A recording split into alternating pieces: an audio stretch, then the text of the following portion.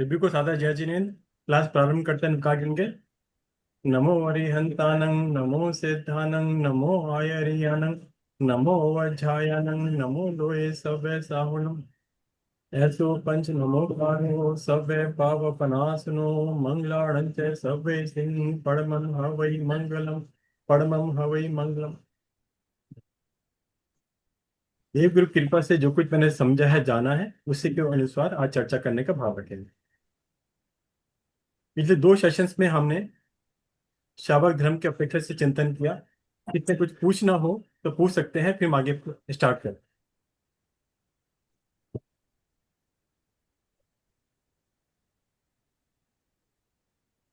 किसके कोई प्रश्न हो पिछले दो सेशन के हिसाब से तो अभी पूछ सकते हैं, वरना हम आज पहले व्रत की अपेक्षा से अपनी चर्चा प्रारंभ करेंगे।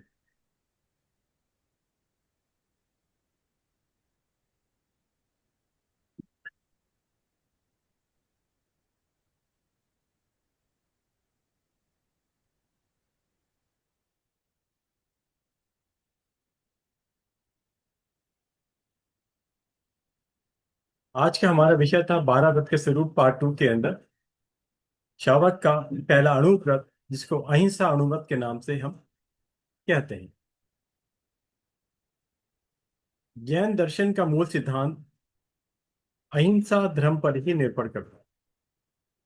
अहिंसा परमो धर्मा जैन दर्शन का एक स्लोगन है, जिसको हम सभी भली भांति जानते हैं। उसी के अनुसार हम चिंतन करें कि अहिंसा की कितनी बड़ी इंपॉर्टेंस है, जिसके बेसिस पे हमारा पूरा जैन दर्शन अहिंसा पर ही आधारित है, अर्थात हिंसा नहीं करना। ये एक बड़ा विषय है, बहुत गंभीर विषय है। इसको ध्यान से समझने का प्रयास करना। जो नहीं समझ में आया आप चैट बॉक्स मिल सकते हैं, बाद में भी पूछ सकते हैं।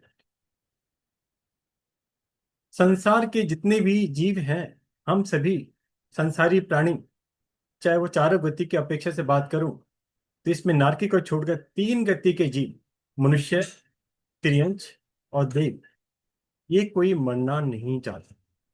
सभी जीव जीना चाहते हैं, मरना कोई नहीं चाहता। आप कहेंगे मैंने इसमें नारकी को क्यों छोड़ दी? नरक गति एक ऐसी गति है जहां पर जीव जाना भी नहीं चाहते और वहां पर रहना भी नहीं चाहते, लेकिन आयुष कर्म के अनुसार वहां से चलकर वापिस दूसरे लोक में दूसरी गति में नहीं आ सकते। तो इस प्रकार सामान्यतः हम कहेंगे संसार के सभी जीव जीना चाहते हैं, मरना कोई नहीं चाहता, चाहे वो एक इंद्रिय का हो चाहे वो पांच इंद्रिय का हो। इसके बाद ये हम समझेंगे कि अहिंसा का हम संबंध किस प्रकार से हमारे 12 व्रतों से जुड़ेगा। संसार के जितने भी प्राणी हैं उनके साथ हमारे सभी संबंध अनेकों बार हो चुके हैं, चाहे माता पिता पने हो, पति पत्नी पत्नी हो, चाहे पुत्र पुत्री के अपेक्षा से हो, चाहे किसी भी और अ, अपेक्षा से। आप समझ सकते हैं जितने भी रिश्ते नाते संसार के हैं, सभी जीवों के साथ हमारे वो रिश्ते नाते हो चुके हैं। इस अपेक्षा से मैं कहूं तो हम कहूंगा सभी जीव हमारे पूर्व भवों की अपेक्षा से रिश्तेदार हैं। व्यापारिक क्रम में बात करूं तो लेनदार देनदार हैं, क्योंकि जिनसे भी हमारा संबंध हुआ है अभी तक, तो कर्मों के अकाउंट के हिसाब से किसी से हमारे को लेना बनेगा, किसको देना बनेगा। यहाँ पर लेना देने का अर्थ पैसे की अपेक्षा से नहीं है, कर्मों के भुगतान की अपेक्षा से। इसको समझ। जब सभी हमारे रिश्तेदार हैं तो फिर उन सबसे द्वेष पूर्वक हिंसा क्यों करनी? क्यों जीवों की हिंसा करनी? क्यों उनसे द्वेष भाव रखना? क्योंकि वे सभी हमारे सगे संबंधी पूर्व भाव में रह चुके हैं। आज भी वर्तमान में जो जीवों के साथ हमारा राग द्वेष है, वो पूर्व भवों के कर्मों के संबंधों के कारण ही है, कोई नया उत्पन्न नहीं हुआ।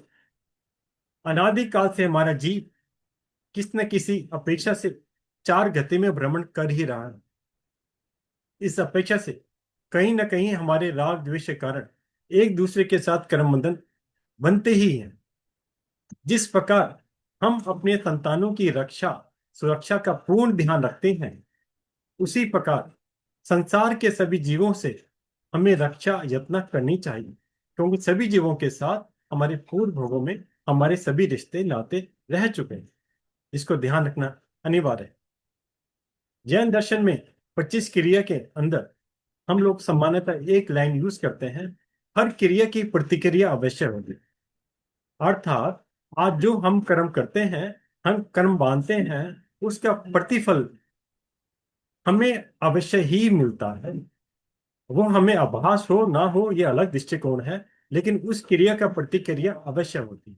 ये साइंस का भी एक कंसेप्ट है, क्रिया की प्रतिक्रिया होना। इसी प्रकार ज्ञान दर्शन का भी कंसेप्ट है। जितने भी हम क्रिया करते हैं, क्रिया से कर्म बनता है, और वो कर्म बनने के बाद कर्म उदय में अवश्य ही आता है। तो आज के पॉइंट्स के अंदर पहला पॉइंट मैंने रखा था आपके सामने, संसार के सभी जीव जीना चाहते हैं, मरना कोई नहीं चाहता। दूसरे पॉइंट पे आते हैं, हमें संसार के सभी जीवों के प्रति मैत्री भाव रखते हुए उनके प्राणों की रक्षा करने का भाव अवश्य रखना चाहिए। यहाँ पर मूल बात मैंने आपको रखी, मैत्री भाव। मैत्री भाव बेसिकली आपने जैन दर्शन में कई जगह प्रवचनों में अपनी स्तवन के अंदर काफी बार मेरी भावना में मैत्री भाव का नाम आता है। ठीक है ना, वो तो एक शब्द के रूप में आ गया, आपने हो सकता है उसको किस अपेक्षा से जाना, वो आप समझ सकते हैं। लेकिन यहाँ मैत्री भाव का अर्थ है हर जीव के प्रति हमारे भाव इस प्रकार से रहे कि बेसिकली हमारे उसके द्वेष भाव ना आए। यहाँ मैत्री का अर्थ है द्वेष भाव ना आना, मैत्री भाव। इसका अर्थ राग भाव नहीं है, ध्यान रखना। मैत्री का मतलब है एक दूसरे के प्रति एक संवेदना रखना। राग भावना भी कर्म बंधन कराती है, द्वेष भावना भी कर्म बंधन कराती है, लेकिन मैत्री भावना कर्म बंधन नहीं कराती। एक दूसरे के प्रति सहज भाव से रहने से हमारे कर्मों का बंध नहीं होता, या अल्प बंध होता है, जो हमारा मुक्ति में बाधक नहीं होता। इस प्रकार से समझ सकते हैं।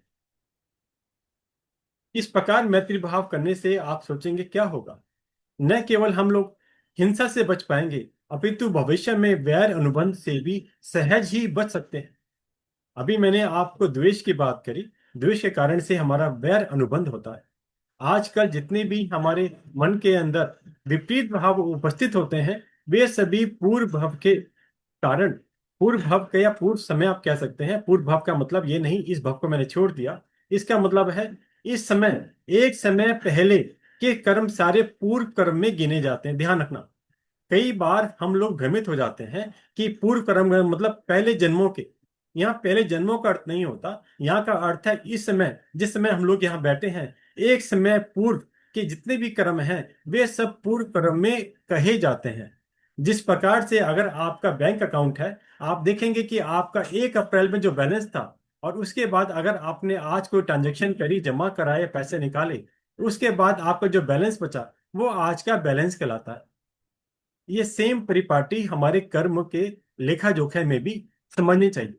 एक समय पहले जितने कर्म बंधे वो सारे पूर्व कर्म में गिने जाते हैं। इसलिए ये नहीं समझना कि पूर्व भव का मतलब पहले भवों की बात है, इस भव को छोड़ दिया, ऐसा नहीं होता। ठीक है, तो यहाँ पर जो मैंने वैर अनुबंध की बात करी, वो पूर्व भवों का भी हो सकता है, इस भव का भी हो सकता है, एक समय पूर्व का भी हो सकता है। तो हमने द्वेष भाव नहीं रखना।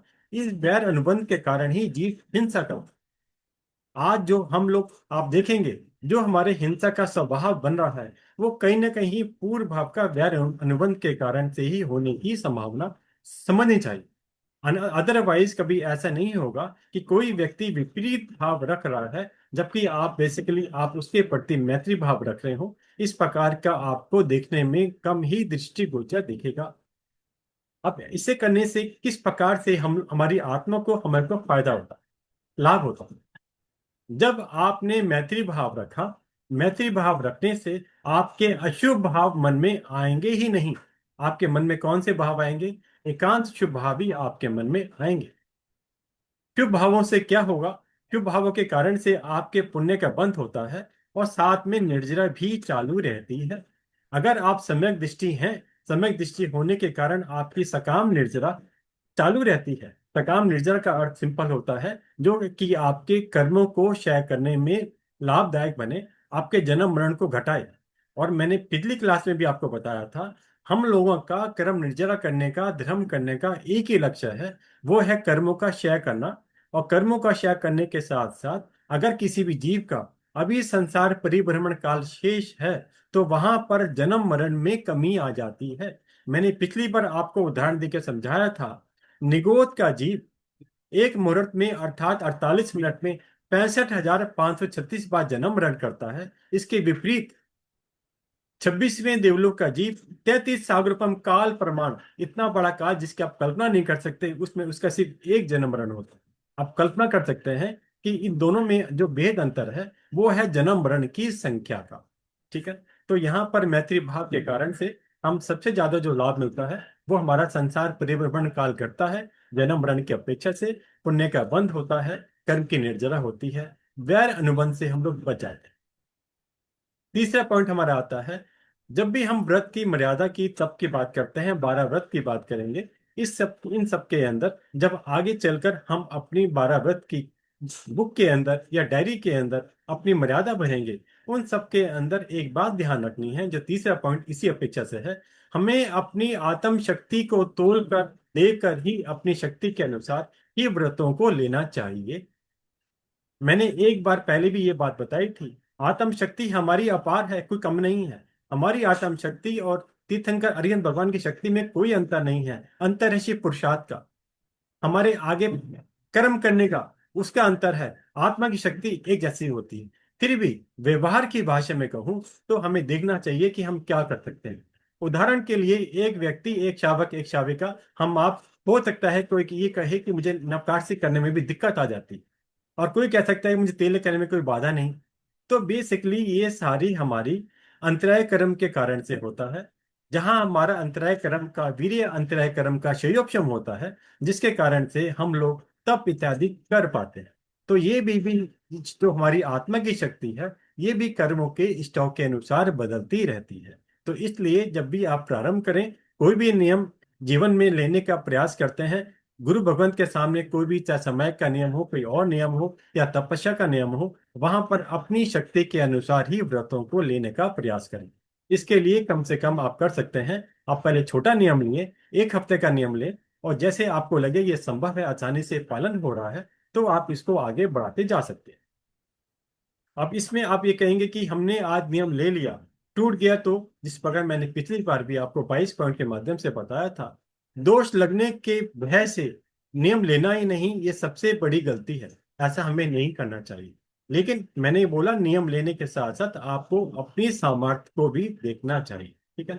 दोष लगने पर मैंने बताया पहले भी, प्रायश्चित का विधान हमारे आगम में बताया गया है। चाहे हम श्रावक श्राविका के रूप में हो, चाहे साधु साध्वी के रूप में हो, किसी भी प्रकार से, जानबूझकर नहीं, किसी भी प्रकार से अगर अनजाने में या किसी और विवशता के कारण कोई दोष लग जाता है, तो भगवान ने बताया कि हमारे पास प्रायश्चित का एक उपाय है, जिसको हम प्रायश्चित ग्रहण कर गुरुओं से अपने आप की, अपने दोषों की शुद्धि कर सकते हैं। और शुद्धि करने के बाद हम वापस उस व्रत को पुनः पालन करने के लिए प्रयास कर सकते हैं। लेकिन अगर किसी भी साधक ने, चाहे साधु साध्वी हो, चाहे श्रावक श्राविका हो, अगर हमने कोई नियम लिया और उस नियम का उल्लंघन हो गया, उल्लंघन करने के बाद अगर हमने इसका प्रायश्चित नहीं लिया, तो उस साधक को भगवान ने विराधक बताया है। वराधा का मतलब है कि जीव की जो मोक्ष की अभिलाषा है, मोक्ष की पूर्णता की बात है, वो अधूरी रह जाती है। उसकी पूर्णता में बाधा आ जाती है, आपको सम्यक दर्शन में भी बाधा आ सकती है। तो इस प्रकार ध्यान रखें, अपने नियमों को लेने के बाद डायरी में कोई भी नियम हो, मैं सिर्फ 12 व्रत की बात कर रहा हूं, अगर आपने कोई छोटा नियम ही क्यों ना लिया हो, कोई माला फेरने का नियम लिया हो, कोई नवकाशी का नियम लिया हो, एक समय का नियम लिया हो, कोई भी नियम हो सकता है आपकी अपनी अपेक्षा से, उसको हमेशा एक डायरी में नोट करने का भाव जरूर रखें कि मैंने ये नियम कब लिया था, कितने समय के लिए लिया था, इसमें मेरा कोई आगार था, छूट थी या नहीं थी। इसके अनुसार आप दे सकते हैं। 1 महीने में, 4 महीने में आप अवलोकन कर सकते हैं कि मेरी स्थिति क्या है, मैं किस प्रकार से उस नियम का पालन कर रहा हूँ, कर पा रही हूँ।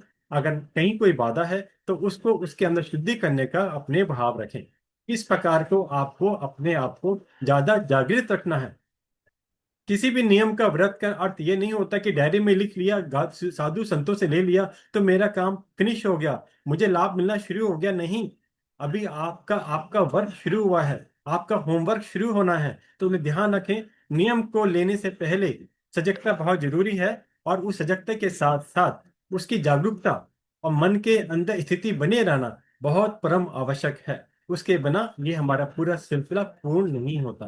तो यहाँ पे तीसरे पॉइंट में मैंने बोला कि आपको शक्ति के अनुसार अपने व्रत ग्रहण करना है। और किसी प्रकार उस नियम में दोष लग जाए तो उसका प्रायश्चित गुरु भगवंतों से या बड़ों से अवश्य लेना है, ताकि आप अपने आप के प्रायश्चित लेकर अपने दोषों से शुद्ध हो सकें।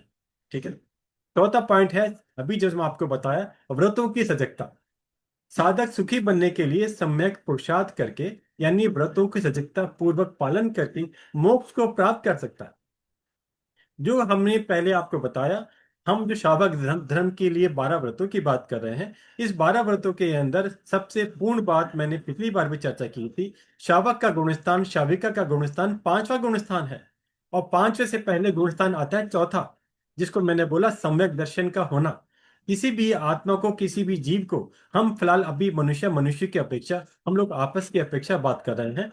इसके लिए जब तक आपके पास सम्यक दर्शन नहीं होगी, तो आप पांचवा गुणस्थान शावक शाविका को आप कहने में तो कह सकते हैं कि ये शावक जी, शावक शाविका जी संबोधन में ला सकते हैं, लेकिन भगवान के ज्ञान में हम लोग शावक शाविका जब तक नहीं बन सकते, जब तक हम सम्यक दर्शन से युक्त ना हो। सम्यक दर्शन की मैंने बहुत छोटी सी एक लाइन की परिभाषा पहले भी बताई थी। सुदेव सुगुरु सुधर्म पर पूर्ण रूपेण आस्था रखना बड़ी काम नहीं है। सिंपल हमें मिथ्या से बचने की बात है, पहले भी चर्चा कर चुके हैं। सिंपल एक लाइन में बता रहा हूं, आपने खुलासा समझना हो फिर बाद में कर सकते हैं। सिर्फ मैं यहाँ पर एक ही पॉइंट कहने का है, सम्यक दर्शन की कितनी उपयोगिता है इस पॉइंट को समझने के लिए। तभी आप अपने व्रतों को सजगता पूर्वक सम्यक पुरुषार्थ, मैंने यहाँ पर सम्यक का शब्द यूज किया। सम्यक पुरुषार्थ, पुरुषार्थ तो जानते हैं, पुरुषार्थ का मतलब एफर्ट्स करना, एक कदम आगे बढ़ाना। लेकिन यहाँ पर हमने सम्यक लिखा, सम्यक का मतलब सही प्रकार से। सही प्रकार का अर्थ है जिस प्रकार से, जिस रूपेण तरीके से तीर्थंकर भगवंतों ने अपने ज्ञान की दृष्टि से हमें ये जिन दर्शन, जिन वाणी के अनुरूप हमें कार्य करने को कहा, धर्म पालने को कहा, उस प्रकार से हम क्रिया करते हैं, तो वो क्रिया सम्यक क्रिया कहलाती है। वो पुरुषार्थ हमारा सम्यक पुरुषार्थ कहलाता है। अगर जिस प्रकार मैंने बोला जाना मुंबई है और आपने कलकत्ता की ट्रेन पकड़ ली, तो आप मुंबई कभी नहीं पहुंच सकते। इसीलिए आप बोलेंगे मैं नियम व्रत का पालन तो कर रहा हूं, फिर इसमें कमी क्या है? अगर आपके पास मिथ्यात्व है, अगर आप सम्यक दर्शन अभी आपने प्राप्त नहीं करा है, तो आप ये समझ लें जाना है मुंबई मोक्ष की अभिलाषा में, और आपने संसार की ओर बढ़ने वाला रास्ता ले लिया है, जिसमें अभी आपको फिर वापिस यू टर्न लेके वापिस आना पड़ेगा। तो इसलिए यहाँ पर व्रतों की सजगता की मैंने बात करी और सम्यक पुरुषार्थ की बात करी। आपको नियम लेकर उसके प्रति अपनी जागृति बनाए रखना है और सम्यक सम्यक दर्शन युक्त पुरुषार्थ करना है। ठीक है। तो जैसे जैसे आप आगे बढ़ेंगे, तो आपको लगेगा कि आप धर्म के मार्ग पर अग्रसर हो रहे हैं और मुक्ति का मार्ग आपके निकट आ रहा है। ध्यान रखें, धर्म आते ही जीवन में सुख आएगा, आपका जीवन सुखमय बनेगा, इसमें कभी संदेह नहीं करना है। धन आने के बाद सुख मिलेगा गारंटी नहीं होती, परंतु जीवन में अगर धर्म का आचरण आ गया, आत्मा की दृष्टि से बात कर रहा हूं, द्रव्य से नहीं।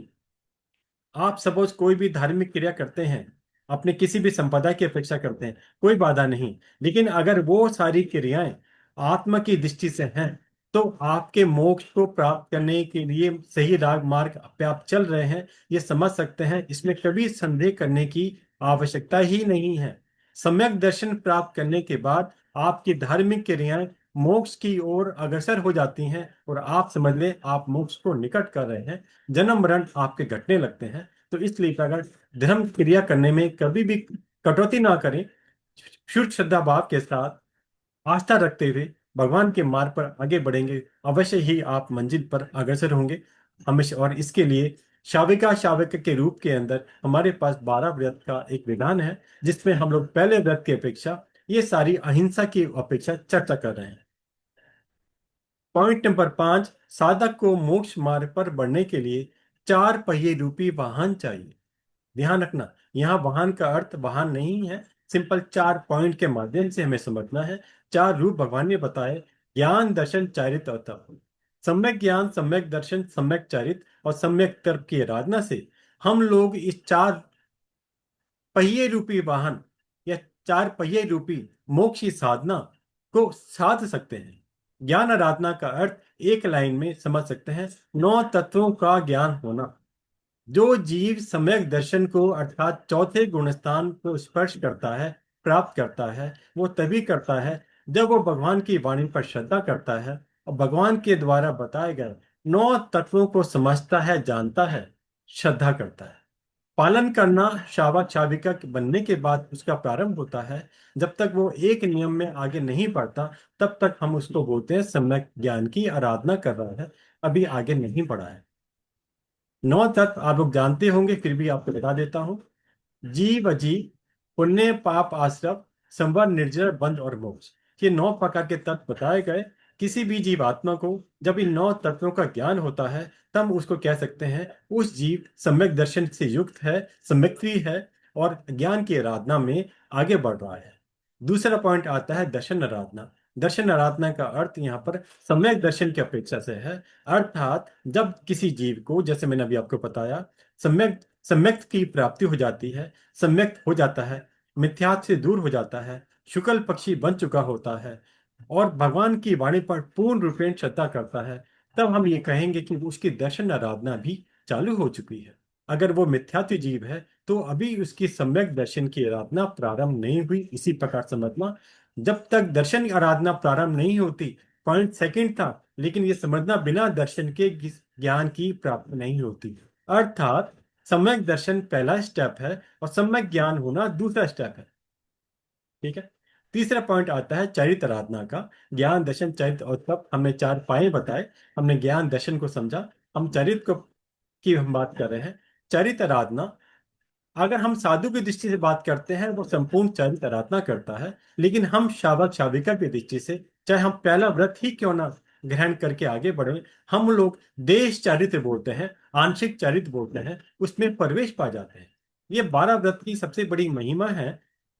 12 व्रतों में अगर एक पहला व्रत भी आप अंगीकार करते हैं, ग्रहण करते हैं, तो आप भगवान के ज्ञान में शावक शाविका के रूप में आपको एडमिशन मिल जाता है। और इसलिए अल्टीमेटली आप चरित्र आराधना की दृष्टि से उसमें प्रारंभ हो जाता है, आपका प्रवेश हो जाता है।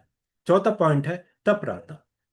तप आराधना का मतलब यहाँ पर हम लोग समझेंगे, जब शावक शाविका बने, शावक शाविका में नियम ग्रहण करे, इसके बाद आपने चाहे एक छोटा नवकार सी तप ही क्यों नहीं ग्रहण किया, भगवान ने 12 तपों के भेद से हमें संबोधन दिया कि किस प्रकार आप जीवन में तप को अंगीकार कर अपनी मोक्ष साधना को प्रारंभ कर सकते हैं।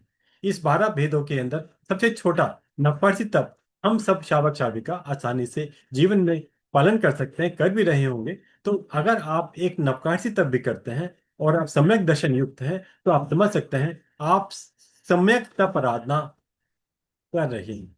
तो हमारा पांचवा पॉइंट था, साधक को मोक्ष मार्ग पर बढ़ने के लिए चार पहिए रूपी धर्म मार्ग रूपी वाहन के अंदर किस प्रकार आगे बढ़ना है, उसका मैंने आपको बताया। सम्यक ज्ञान, सम्यक दर्शन, सम्यक चरित्र, सम्यक तप।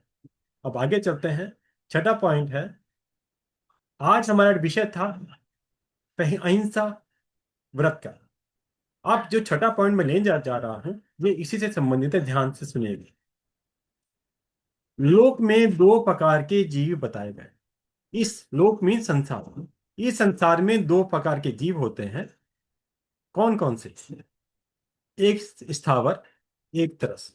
आप कहेंगे इसका अर्थ क्या हुआ? एक होता है एक इंद्रिय जीव, एक इंद्रिय वाला जीव, जिसके पास एक सिर्फ एक ही स्पर्श इंद्रिय है। अर्थात हम जो आज देखते हैं पृथ्वी का, पृथ्वी का यानी आज हमारे घर गृहस्थी की अपेक्षा से नमक, आपका है पानी, तेल का है अग्नि, इलेक्ट्रिसिटी, गैस स्टोव इत्यादि, वायु का है। वायु का है तो ऑलरेडी हमारे चारों ओर हमेशा चलती रहती है, परंतु व्यवहार में आप गृह जीवन में देखेंगे आपका पंखा है, कूलर है, एसी है, जैसे वायु काय के जीव है। और पांचवें नंबर पे आता है हमारा वनस्पति।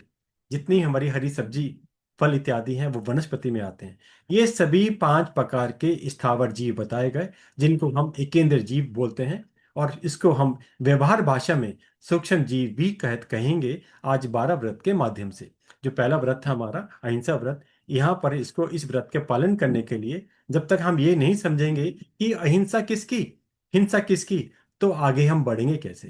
तो पहले तो हमें ये समझना पड़ेगा कि हमें हिंसा और अहिंसा की जो हमने बात करी, ये है किसकी, हिंसा हम किसकी करते हैं और अहिंसा हम किसकी करते हैं। इस रूपना को समझने के लिए ही जीव को समझना होगा। और जीव दो प्रकार के, जो मैंने अभी आपको बताया, स्थावर और तरस, एक इंद्रिय और दूसरा आया तरस जीव। तरस जीव का अर्थ होता है दो इंद्रिय से लेकर पांच इंद्रिय वाले जीव, वेंद्रिय, तेंद्रिय, चौंद्रिय और पचेंद्रिय, ये चारों प्रकार के जीव को समुच्चय रूप से आगम भाषा में हम तरस जीव कहते हैं।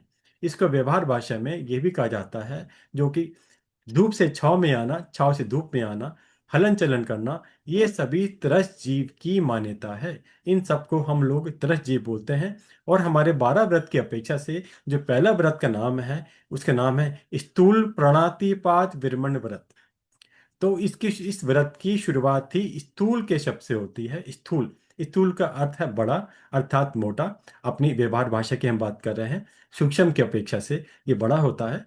तो यहाँ पर हम जो बात करेंगे, तो हमने अभी आपको बताया लोक में, संसार में दो प्रकार के जीव, स्त्रस जीव, स्थावर जीव। स्थावर जीव हमने बोला एकेंद्र जीव होते हैं, और एकेंद्र से आगे बढ़ते हुए जीव, दो, तीन, चार, पांच इंद्रिय वाली, इन सभी को हम लोग तरस जीव कहते हैं। तो इसलिए, तो यहाँ पर जो हम बात करेंगे, इन दोनों जीवों की अपेक्षा से हमें अहिंसा को समझना है। किस प्रकार से हम अहिंसा व्रत का पालन कर सकते हैं, और कैसे हम लोग इस अहिंसा व्रत को ग्रहण कर कर हम शावक शाविका के रूप में भगवान के जिन शासन में प्रवेश पा सकते हैं। तो इस बार को आगे हम चलते हैं, तो एक एक पॉइंट से समझेंगे डिटेल से। जहां नहीं समझ में आया, आप इसको बेसिकली चैट बॉक्स में डाल सकते हैं, वरना बाद में हम चर्चा करेंगे। आप अपने डायरी में नोट कर सकते हैं, जो भी आपकी शंका जिज्ञासा होंगी हम उस पर चर्चा करेंगे, ठीक है। हम अभी शुरुआत करेंगे स्थावर जीव से। स्थावर जीव कौन से हैं? अभी तो मैंने आपको नाम बताया, लेकिन बेसिकली यहाँ पे ये देखना है हम इसको इसको डिफाइन कैसे करें, कैसे इसको बेसिकली परिभाषा में कैसे दें, कैसे परिभाषित करें। जो जीव सर्वसाधारण मनुष्यों के जीवों के समझने में जीव रूप से प्रतीत नहीं होते। उल्टा बोल रहा हूं। कारण क्या? आपको मैं पानी दिखाऊं, आपको मैं हवा दिखाऊं, आपको मैं हरी वनस्पति दिखाऊं, आप कहेंगे इसमें जीव कहाँ है, दिखाओ मुझे जीव कहाँ है। तो इसलिए हम लोग, हमारी जो आंखें हैं, हमारी आंखें उसको जीव रूप में ग्रहण नहीं कर सकती। इसलिए इसको ना हमने बोला व्यवहार भाषा में सूक्ष्म जीव।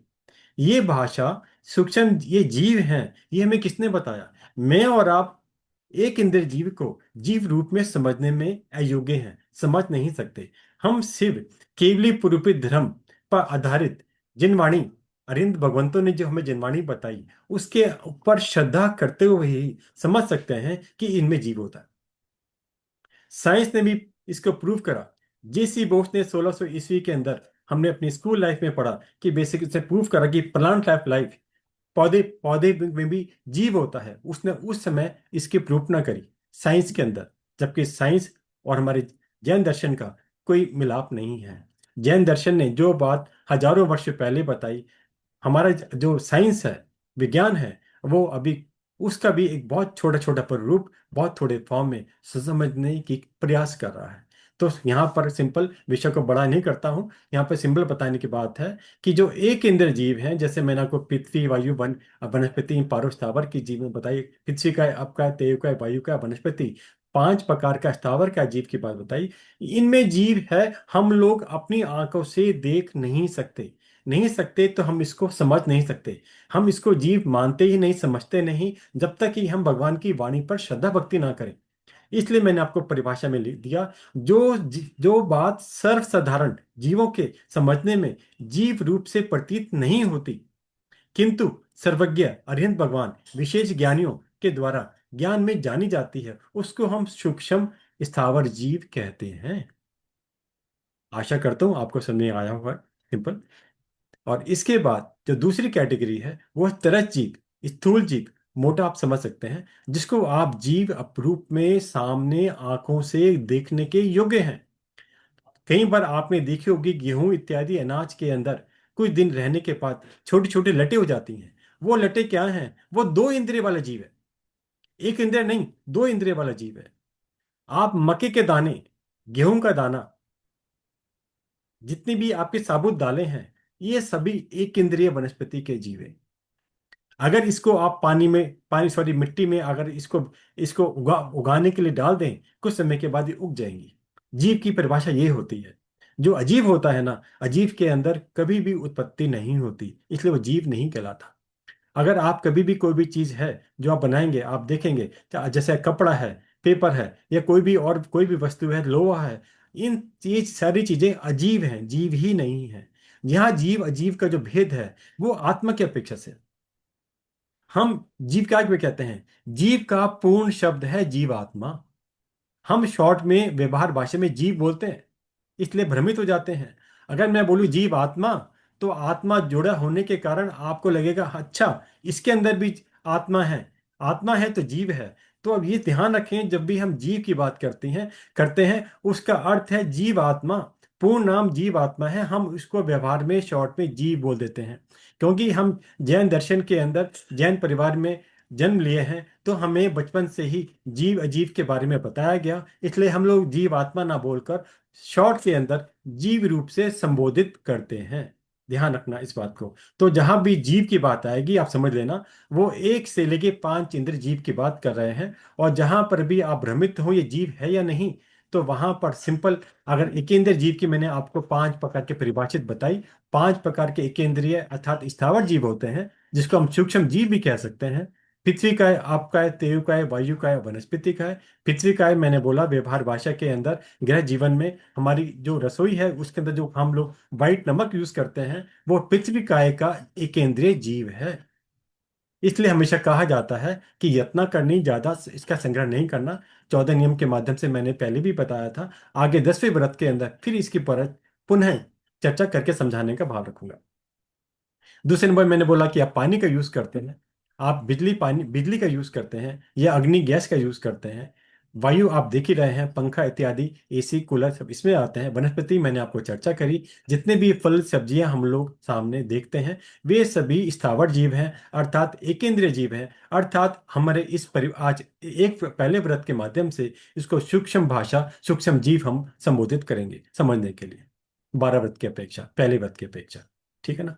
तो यहां पर यह समझना है कि हमें अहिंसा व्रत के अंदर किसकी किसका ध्यान रखना है, किसकी हिंसा से बचना है। तो यहां पर यह समझना होगा कि यहां पर शावक के लिए, आज अगर आप, मैं और आप, हम सभी गृहस्थ जीवन में रहते हैं और यहाँ पर हमारे भोजन इत्यादि बनने के लिए, हमारे ट्रैवल करने के लिए हम लोग गाड़ी, कार, स्कूटर इत्यादि वाहन का प्रयोग करते हैं। हम एक इंद्रिय जीवों की पूर्ण रूपेण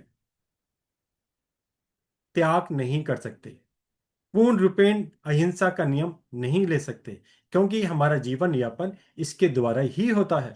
आप कहेंगे कि अगर हमने स्थावर का है, सूक्ष्म प्राणियों की हिंसा का त्याग कर दिया, तो फिर तो हमें साधु ही बनना पड़ेगा, गृह जीवन में रहते हुए संभव नहीं है।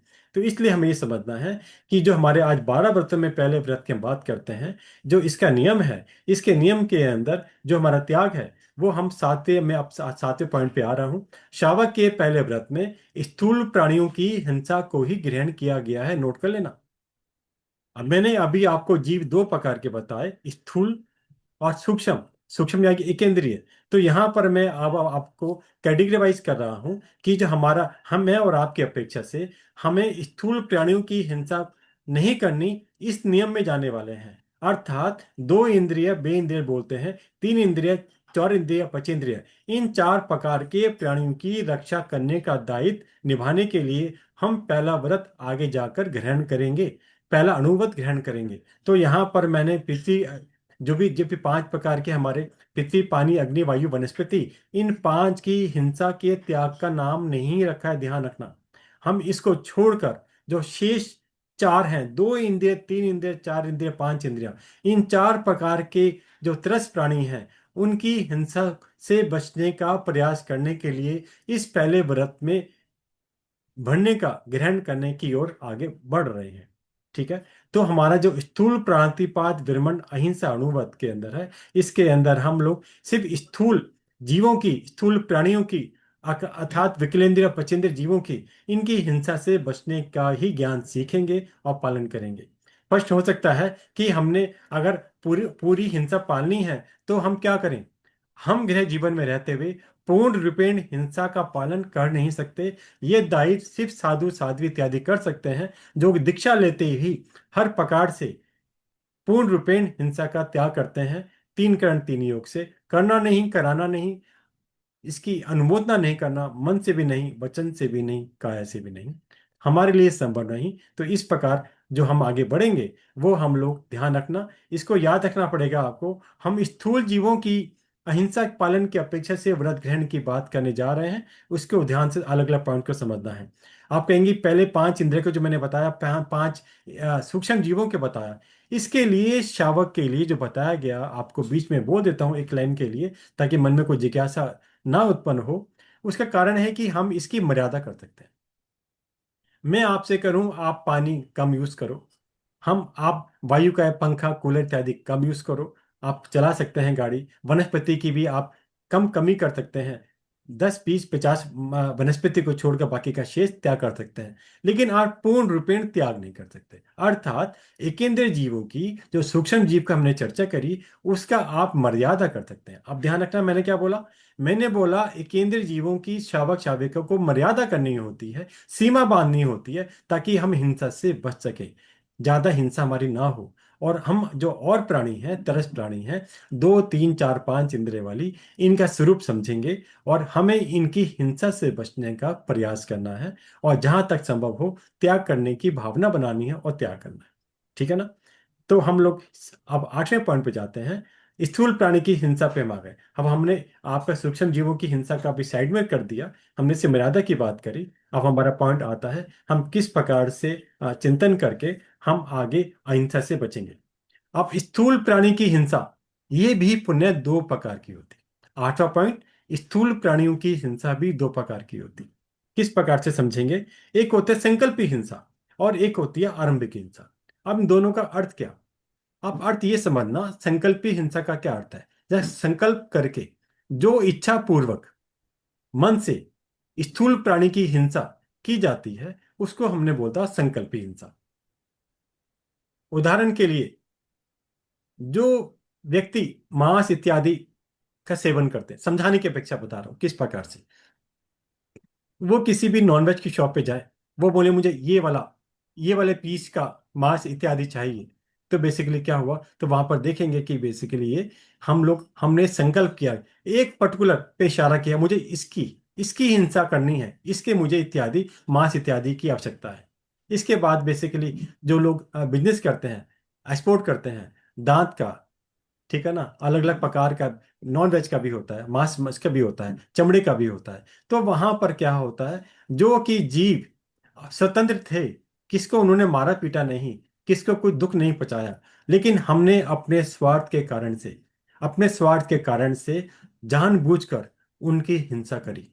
तो बेसिकली जो हम शावक शाविका हैं, पहले अहिंसा व्रत के अंदर जो हमारी हिंसा है, वहां पर संकल्पी हिंसा, इच्छा पूर्वक हमें हिंसा नहीं करनी, हमें संकल्पी हिंसा का पूर्ण रूपेण त्याग करना है। तो ये हमारे पहले व्रत का एक छोटा सा पाठ प्रारंभ होता है। अहिंसा व्रत के अंदर, अहिंसा अणु व्रत के अंदर हमें श्रावक शाविका को संकल्पी हिंसा का पूर्ण रूपेण आजीवन त्याग होता है। कि हमें त्रस्त प्राणियों की हिंसा नहीं करनी। इसी प्रकार कुछ हिंसा ऐसी हैं जो आरंभ की अपेक्षा से स्वतः हो जाती है। अर्थात जो मैंने बोला, 2 3 4 5 इंद्रिय जितने प्रकार के भी जीव हैं, 5 इंद्रिय वाले जीव छोटा जीव भी हो सकता है, इसके लिए बड़ा जीव होना आवश्यक नहीं है। सिंपल ये समझना है, एक इंद्रिय का छोड़कर शेष जीव जो हैं, वो भी काफी बार हिंसा हमारे द्वारा उसकी हो जाती है। कैसे हो जाती है। आप कहेंगे आप अपनी कार में चल रहे हैं, अब चल रहे हैं तो क्या करेंगे। अब बेसिकली आपकी आंखें हैं और कार की स्पीड 50 60 70 100 150 होती है। तो आने आने आगे आप जब गाड़ी चलती है, आप कोई भी छोटा प्राणी को आप देख नहीं सकते जिसको कि आप कार को आगे पीछे करके बचा सकें। नंबर 2, अगर कोई छोटा मोटा आपको दिख भी गया, लेकिन आप इतनी स्पीड में हैं और वाहन आपके आसपास चल रहे हैं, आप उसकी हिंसा को भी रोक नहीं सकते। लेकिन वहां पर दोनों में अंतर क्या है। जो मैंने पहला पॉइंट था, वहां पर था जानबूझकर इच्छा पूर्वक हिंसा करना, लेकिन यहां पर प्रसंग इस प्रकार का है, जो हिंसा इच्छा ना होने पर भी प्रसंगवश कारणवश हो जाती है। कार स्कूटर इत्यादि के द्वारा ट्रेवल करने पर या जो लोग अपनी फार्मिंग खेती इत्यादि करते हैं, चाहे आपका अपने घर के पास कोई छोटा फार्म हो या आपका खेती का कोई व्यवसाय हो, बिजनेस हो, तो वहां पर भी आप देखेंगे दो तीन चार पांच इंद्रिय वाले तो जीवों की हिंसा हो ही जाती है। वैसे भी कई बार हमने अपने घरों में देखा है, सपोज करके आपको पानी का मीटर लगवाना है या कोई छोटा मोटा आपने कोई गड्ढा करना है, तो बेसिक जैसे ही कोई मिस्त्री तोड़ता है तो उसमें जो मिट्टी निकलती है, उस मिट्टी के अंदर भी छोटे छोटे जीव जंतु हमें दिख जाते हैं जो उसके अंदर हैं। आप खड़े होते हैं, आप कई बार उस जो भी आपने बुलाया है बाहर से काम करने के लिए, चाहे वो प्लम्बर हो चाहे कोई और कोई मिस्त्री हो, आप कह भी देते हैं, आपकी आत्मा में करुणा आती है कि भाई ध्यान से करना कि इसकी हिंसा ना हो जाए, देख सामने मुझे मच्छर दिख रहा है, थोड़ा साइड में करके निकालना। तो वहां पर आपकी संकल्प की हिंसा नहीं है। आप ये नहीं कहेंगे अरे इसको मारी बाबा सामने आ रहा है, ये पहले इस मच्छर को हटा, पहले इसको साइड में कर। आपकी ये भावना नहीं आती। आपकी उसमें भावना उसको बचाने की आती है। आपको कार्य करना है, मजबूरी है, ट्रैवल करना है, मजबूरी है, घर के कार्य करवाना इस प्रकार से मजबूरी है। आपने कोई फर्नीचर बनवाया, कोई दीवार में फिक्स करना है, वो होल करता है, कोई बड़ा होल करता है। तो ये सारी चीजें हमारे पास दैनिक जीवन में कहीं ना कहीं आती हैं, लेकिन क्योंकि यहाँ पर आपकी भावना मानने की नहीं है, मानने की इच्छा नहीं है, लेकिन आपकी उन क्रियाओं के द्वारा उनकी हिंसा हो रही है।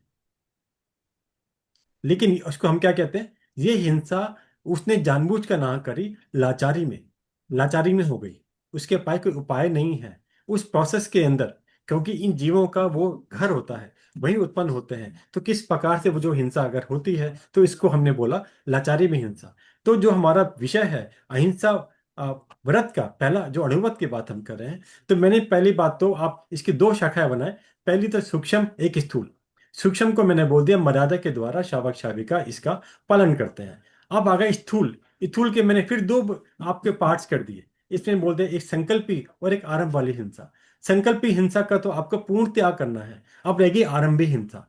ये हिंसा मैंने आपको बताया, ये हिंसा जीव हम लोग लाचारी में करते हैं, हमारी इच्छा पूर्वक नहीं करते। तो इसलिए इसको हम क्या कहते हैं, गृहस्थ के द्वारा आरंभ की हिंसा का त्याग सर्वथा संभव नहीं है।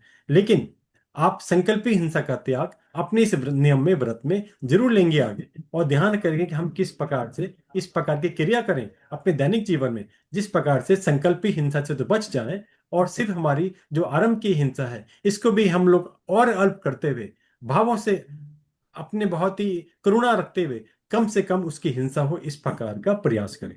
ठीक है ना करके।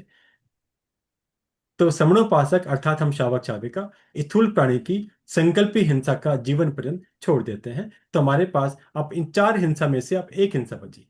फिर दोबारा रिपीट कर रहा हूं, पहले दो भाग विभाग किए जीव के हमने, स्थूल और सूक्ष्म। इस सूक्ष्म में एक इंद्रिय, तो यहाँ पर हमने एक इंद्रिय को छोड़ दिया, उसकी मर्यादा करके वहां पर एक विभाग रह गया तरह जीव के अंदर। और इसके भी हमने फिर पुनः दो विभाग किए, इसमें एक संकल्पी एक आरंभी। इसमें अब हमने संकल्पी हिंसा का आजीवन त्याग करेंगे, और जो आरंभिक हिंसा का है इसको जहां तक संभव होगा इससे बचने का प्रयास करेंगे। ठीक है। तो अब आपके पास प्रश्न आता है, एक किसका प्रश्न हो सकता है कि शावक सिर्फ संकल्पी हिंसा का त्याग ही क्यों करता है? क्योंकि अन्य आरंभ करते हुए, जैसे मैंने अभी आपको बताया था, शावक की मारने की बुद्धि ना रहते हुए भी उसमें त्रस्त जीवों की हिंसा हो जाती है। पितृकाय इत्यादि मैंने अभी आपको बताया, चींटी मकोड़े कीड़े चलते हुए आ जाते हैं। और कई बार तो हाईवे पर आपने देखा होगा, महसूस किया होगा, पांच इंद्रिय वाले कुत्ते बिल्ली इत्यादि इतनी तेजी से बीच में आ जाते हैं और आपकी कार इत्यादि के सामने टकरा कर प्राण गंवा बैठते हैं। परंतु यहां पर भी आपकी संकल्पी हिंसा नहीं है।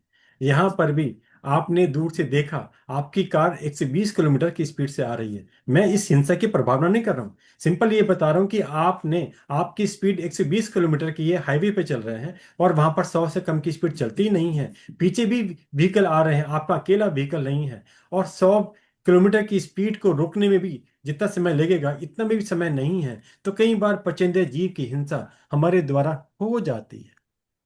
संकल्पी हिंसा तो मैं इसको नहीं कहता, आरंभी हिंसा में रखूंगा, परंतु गुरुदेव फरमाते हैं इसका आपको प्रायश्चित लेना अनिवार्य है। पचेंद्रिय जीवों की घात हो जाए हमारे द्वारा, चाहे जानबूझकर ना हो, जानबूझकर संकल्प ही होती है, जो आपने जानबूझकर नहीं करी, अनायास हो गई, अचानक हो गई, बचाते बचाते हो गई, उसका भी प्रायश्चित है। और प्रायश्चित भी कौन सा है? आपको 5 दिन का त्याग करना होता है। आप 5 दिन का सही पूर्ण रूपेण नियम तो है पचोला, 5 उपवास करना, इसका प्रायश्चित उतारने के लिए। जब भी पचेंद्र जीव की घात होती है तो हमारे आगम के अनुसार आपको इस प्रकार का प्रायश्चित आता है। जिस शावक शाविका की सामर्थ्य ना हो वो 5 एकादशियां कर सकता है। तो इस प्रकार बात गुरुदेवों से, साधु सतियों से चर्चा कर कर अपनी क्षमता अनुसार उसका प्रायश्चित लिया जाता है। मैंने ये उदाहरण देकर ये समझाया कि किस प्रकार हिंसा से बचना है। हिंसा हो जाए तो हमें प्रायश्चित लेकर शुद्ध होना है। मैंने प्रारंभ में भी ये पॉइंट आपको रखा था। अपनी सामर्थ्य के अनुसार आपको नियम प्रत्याख्यान करने हैं और आगे चलते हुए हमें अपने आप को कैसे बचाना है इसका ध्यान रखना है और प्रायश्चित लेकर शुद्ध होना है। आप जो भी नियम नियम लेते हैं तो ये बेसिक करण योग से चलता है, इसका मैं आपको आगे बताऊंगा। 3 करण 3 योग हमारे आगम में आते हैं। और हम जो पहले व्रत की बात कर रहे हैं, सामान्य रूप से इसके जो नियम लेने का तरीका है वो 2 करण 3 योग से है। अर्थात हिंसा करूंगा नहीं, कराऊंगा नहीं, मन से भी नहीं, वचन से भी नहीं, काया से भी नहीं। इसको बोलते हैं 2 करण 3 योग से प्रत्याख्यान अर्थात नियम लेना। ठीक है ना? आगे हम चलते हैं। Point number 10। एक प्रश्न हो सकता है दिमाग में आए आपके। जीव अपने कर्मानुसार मरते हैं, फिर मारने वालों को पाप क्यों लगता है? हमने कई बार जाना, 8 कर्मों के माध्यम से जानते हैं। आयुष कर्म जीवों का होता है और आयुष कर्म के अनुसार हर जीव, छोटा बड़ा कोई भी हो, वो अपनी एक निश्चित आयु लेकर आता है। वो उस आयु को पूर्ण करने पर ही मरता है, पहले मरता नहीं। पर मरना मीन्स यहाँ पर हम सामान्य रूप से बात कर रहे हैं, मतलब उसकी आत्मा काल करके दूसरी गति में नहीं जाती, इसको मैंने मरना बोला इस पॉइंट के अनुसार। ठीक है? तो फिर बेसिकली हमें जब, अगर हमें मैं हाईवे पे चल रहा हूँ और सामने कुत्ता आ गया, बिल्ली आ गई, वो घात हो गया, वो काल कर गई, तो मुझे पाप क्यों लगा? इस पॉइंट को समझना चाहिए। अभी तो हमने उस एग्जाम्पल में समझा था कि जिस समय हमारी कार चल रही है, उस कार के चलने के कारण हमारी कोशिश है उसको बचाना, लेकिन कई बार स्थिति ऐसी बनती है और किस पर इतनी स्पीड होती है हम उसको बचा नहीं पाते। हमारी आत्मा द्रवित होती है, भावित होती है, बहुत ही कष्ट होता है, लेकिन वो पाप हमसे हो जाता है। तो यहाँ पर मैंने बोला, जब हर जीव अपने कर्म अनुसार, अपने आयु अनुसार मरता है, फिर मारने वालों को पाप क्यों लगता है? इसका जवाब है, मारने वाले की दुष्ट भावना और दुष्ट प्रवृत्ति के कारण ही मारने वाले को पाप लगता है। ठीक है ना? दुष्ट भावना का अर्थ है और दुष्ट प्रवृत्ति का अर्थ है, एक तो मेरी, जो मैंने संकल्पी वाला है, जो संकल्पी हिंसा हम करते हैं वो है दुष्ट भावना। मार इसको, मार इस जीव को मार, इसने बहुत परेशान किया हुआ है, ठीक है ना करके। या आपने शौक के कारण शिकार के माध्यम से आपको पसंद आया वो जीव, जो शिकारी होते हैं, मुझे इसको इसको इसको घात करना है, ठीक है ना करके, तो इसका शिकार करना है। तो ये सारी जो है दुष्ट भावना है। जीव की हो जाना और करना, दोनों में बहुत बड़ा अंतर है। जो व्यक्ति, जो शिकारी जब शिकार करता है, उसकी भावना करुणा क्या नहीं होती। उसकी भावना में ये दर्द नहीं होता कि बेसिकली ये जीव पांच पचेंद्र जीव है, काल कर जाएगा, मुझे भुगतना पड़ेगा, मुझे प्रायश्चित लेना पड़ेगा। ये चिंतन का विषय ही नहीं है उसका। वो तो शौक से कर रहा है और इसके अंदर हर्ष उल्लास मना रहा है। शिकार करने के बाद भी इसको अपने साथ लेके जाएगा, अपनी गाड़ी में डाल के लेके जाएगा और दिखाएगा, देखो मैं कितना बलवान हूं, मैंने इस जीव का शिकार किया। हमने कितने घोर कर्म बंधन करे। पहले घोर कर्म बंधन पचेंद्र जीव की घात करते हैं और फिर उस जीव की घात करने पर हर्ष मनाते हैं, खुश होते हैं। तो आप ये समझ लें कि आपने जितनी हिंसा की थी उसको मल्टीपल टाइम्स इंक्रीज कर दिया, कई गुना उसको ज्यादा बढ़ा दिया, और किस रूप में आपके सामने आएगा आप इसकी कल्पना भी नहीं कर जाते। दूसरा पॉइंट था मारने की दुष्प्रवृत्ति। मैंने अभी आपको बताया इस पॉइंट में 2 पॉइंट थे, एक दुष्ट भावना, दुष्ट प्रवृत्ति। दुष्ट प्रवृत्ति का अर्थ है एक एक व्यक्ति जो शिकारी होता है, वो बेसिकली बार बार वो प्रवृत्ति रिपीट करता है, वो बोलते हैं दुष्ट प्रवृत्ति। वो सोचता ही नहीं है, उसके मन में करुणा आती ही नहीं है। जो कसाई, बूचर इत्यादि की दुकानें हैं, तो वहां पर उनके परिवार का धंधा बन चुका है, तो उन्हें किसी भी पचेंद्र जीव की घात करने में सोचना ही नहीं पड़ता। वो तो सिंपल, जिस प्रकार आप अपने घर में सब्जी इत्यादि, फल सब्जी वनस्पति सुधारते हैं ना, इस प्रकार से वो पचेंद्र जीवों का वध करते हैं। तो इस प्रकार से बेसिकली ये दुष्ट प्रवृत्ति और दुष्ट भावना, ये समझना, ये दो कारण हैं जिसके कारण से जीव अपने कर्मानुसार मरते हुए भी हम मारने वाले को पाप लगता है। और जैसे भी हम शावक शाविका के रूप में हैं, और अगर हमने अपनी भावना करुणा से हमने बेसिकली हिंसा करनी नहीं, और कर दी अगर हो गई अचानक, तो हमें उसके प्रति प्रायश्चित के भाव आते हैं, तो ये दुष्भावना में नहीं आता। और दूसरी बार बेसिकली हम ऐसा सोचेंगे कि भैया अगर एक बार आपसे हिंसा हो गई, दूसरी बार दूर से ध्यान रखेंगे और ज्यादा सतर्क होने का प्रयास करेंगे, अपनी लेन को चेंज करने का प्रयास करेंगे। ऐसा ना करने पर आपकी दुष्ट प्रवृत्ति बन सकती है। एक बार हिंसा होने के बाद दूसरी बार सोचेंगे, और आप सोचो, अरे यार हाईवे पे चल रहे हैं, अब क्या हम गाड़ी भी नहीं चलाएं? अब यहाँ पर 100 की स्पीड तो चलेगी ना। अब ये जानवर यहाँ पे आ रहे हैं, इसमें हमारा क्या कसूर?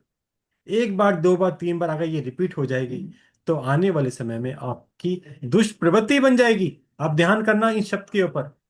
अगर एक बार गलती होती है, वो गलती अगर हम बार बार रिपीट करते हैं, तो वो हमारी प्रवृत्ति बन जाती है, हैबिट बन जाती है। इससे बचने का हमें प्रयास करना है। इस बात को समझने के बाद है किस प्रकार हम अपने आप को इससे बचा सकते हैं। 11वां पॉइंट है, निरपराध किसे कहते हैं।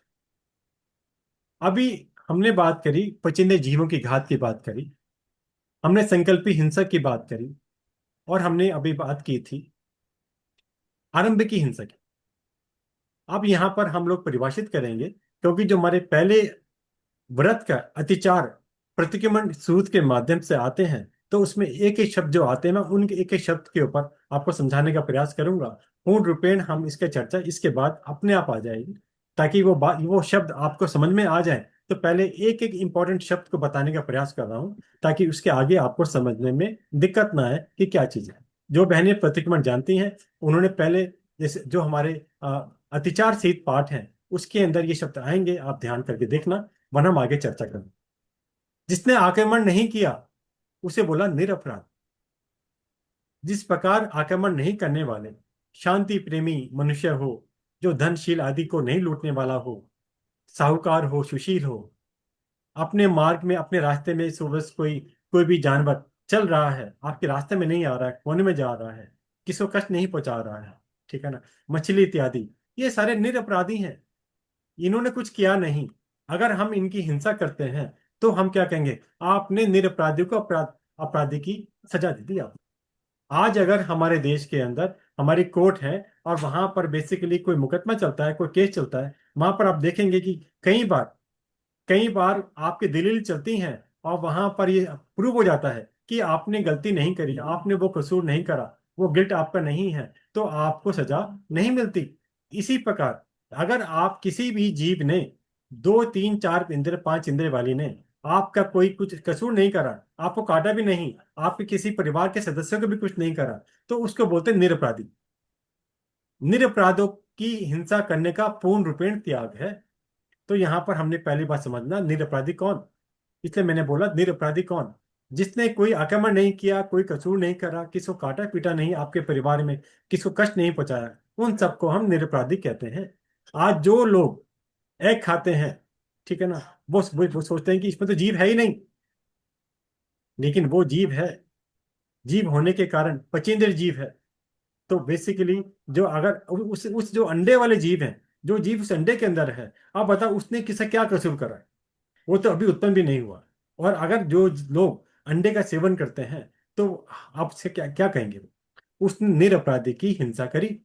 और निरपराधी की हिंसा करना हमारे पहले व्रत का दोष का कारण है। दोष का कारण क्या, बल्कि आपका अगर आप कोई अंडे इत्यादि एग की आइटम का सेवन करते हैं, किसी प्रकार का किसको अनुमोदन करते हैं, तो आपका व्रत भंग हो जाता है। ध्यान करना इस बात को, आपका व्रत ही भंग हो जाता है। अगले पॉइंट पे आता हूं, अकुट्टी बुद्धि से मारना उस नियम में आएगा। जो पहले व्रत के अतिचार में आएगा, तो उसमें आएगा अकुट्टी बुद्धि से मारना, एक शब्द आएगा, उसका अर्थ समझना है। इसका अर्थ है कषायवश, बहुत ही निर्दयता के साथ प्राणों से रहित करना, मारने की बुद्धि से मारना को हम लोग कहते हैं अकुट्टी की बुद्धि से मारना। अकुट्टी का अर्थ है कषाय और निर्दयता। तो यहाँ पर ये समझना, इस पॉइंट का अर्थ आप नोट कर सकते हैं। जब पूरा अतिचार का मैं पाठ पढ़ के बताऊंगा आपको, तो आपसे समझ सकते हैं इन शब्दों का अर्थ क्या क्या होगा। अगला पॉइंट होता है, जान के पहचान के हिंसा करने का क्या अर्थ है। जान के पहचान के, ये शब्द आएगा, इसकी हिंसा का क्या अर्थ है? जहां पर, जिस पर मैं प्रहार कर रहा हूं, मार रहा हूं, वह तरस जीव है। इस प्रकार से जानना। जिस प्रकार आप देखेंगे, मैंने बोलता है एक इंद्र जीव तो होता है जिसको आप जीव समझते नहीं, आपकी योग्यता नहीं है, आपकी आंखों से वो जीव दिखता नहीं है। लेकिन जहां पर दो इंद्रिय वाला जीव क्यों ना हो, आपके गेहूं रखे हैं, आपको उसका आटे पिसवाने के लिए, आटा बनाने के लिए, गेहूं पिसवाने के लिए आपको भेजना है, और आपने देखा इसमें लटें पड़ रही हैं, तो आपको दिख गया इस वाले सामग्री के अंदर तरस जीव है, दो इंद्रिय वाला जीव है, या बेसिकली तीन इंद्रिय वाले जो है आपके और जीव हैं। तो जहां पर आपको ये आभास हो गया कि यहाँ पर तरह जीव हैं, एक इंद्र से अधिक वाले जीव हैं, तो वहां पर जब पता होना, ये आपके दिमाग में कान की घंटी बजना कि यहाँ पर तरह जीव है, इसको बोलते हैं जान के पहचान के। आप जान गए, आप पहचान गए कि इसमें जीव है। इस शब्दों का ये वाला अर्थ था। अब अगला पॉइंट आता है, सापराधी किसको कहते हैं। अभी हमने पहले पॉइंट में देखा था, पॉइंट नंबर 11 में मैंने आपसे बोला निरपराधी किसे कहते हैं, जिसने कोई कसूर नहीं करा। अब यहां पर मैं बात कर रहा हूं, से अपराधी किसे कहते हैं। अरे जिसने कोई आप पर अटैक कर दिया, काट लिया, या आपके धन इत्यादि चोरी करने वाले चोर डाकू इत्यादि, या आपके शील व्रत को लूटने वाले, या किसी प्रकार से जितनी भी हमारी राष्ट्र की नीति है, ठीक है ना, नंबर 2 का काम करना, पॉलिटिकल राजनीति, समाज नीति, इनको सबको भंग करने वाला, जो हमारे हमारे देश के नियम है, उसके किसी भी नियम का जो बेसिकली उल्लंघन करता है, उसका पालन नहीं करता है, उसको बोला से अपराधी। आज गवर्नमेंट की हिसाब से भी अपराधी की परिभाषा यही होती है कि आपने इस लॉ का उल्लंघन किया है, आपने ये नियम पालन नहीं करा, इसलिए आपको सजा मिली। तो इस नियम के अंदर भी, क्योंकि हम यहाँ पर बात जो कर रहे हैं मूल रूप से कर रहे हैं कि सजा किसको, कौन सजा पाने के योग्य है, उसे हमने बोला जो से अपराधी है। से अपराधी मीन्स जिसने अपराध किया है, वो अपराधी सजा पाने के योग्य है। ठीक है ना। अब अगला पॉइंट आता है शरीर के लिए पीड़ाकारी। शरीर में आप देखेंगे कई बार फुंसी इत्यादि हो जाती है, कैंसर इत्यादि बीमारी के अंदर भी कीड़े कीड़े शरीर में उत्पन्न हो जाते हैं। तो ये कीड़े को उत्पन्न होना, तो ये क्या है, शरीर के लिए पीड़ाकारी पोजीशन है। एक होता है कि चोट लग गई, आपको दर्द हो रहा है, पीड़ा वहां पर भी हो रही है। लेकिन जहां पर शरीर में आपको जीव दिख रहे हैं, कहीं पर ऐसी बीमारी हो गई, इतनी जख्म हो गया कि आपको इसके अंदर दिख रहा है इसमें कीड़े पड़ गए, तो उसके लिए शब्द आया शरीर के लिए पीड़ाकारी। कैंसर भी इसी के दौरान आता है।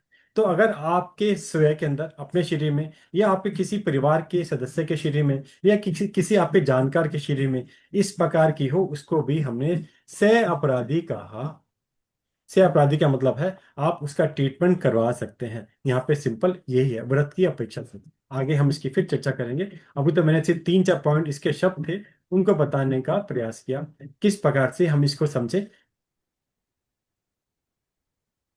इसके बाद आता है 5 प्रकार के पहले व्रत के अतिचार।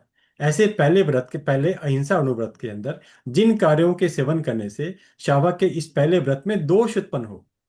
एक होता है दोष लगना, जिसको बोलते हैं अतिचार, और एक होता है व्रत का भंग होना, जिसमें व्रत रहता ही नहीं। दो अंतर आते हैं।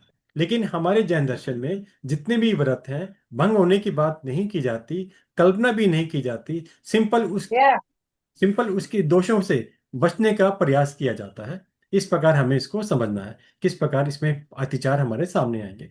तो यहाँ पर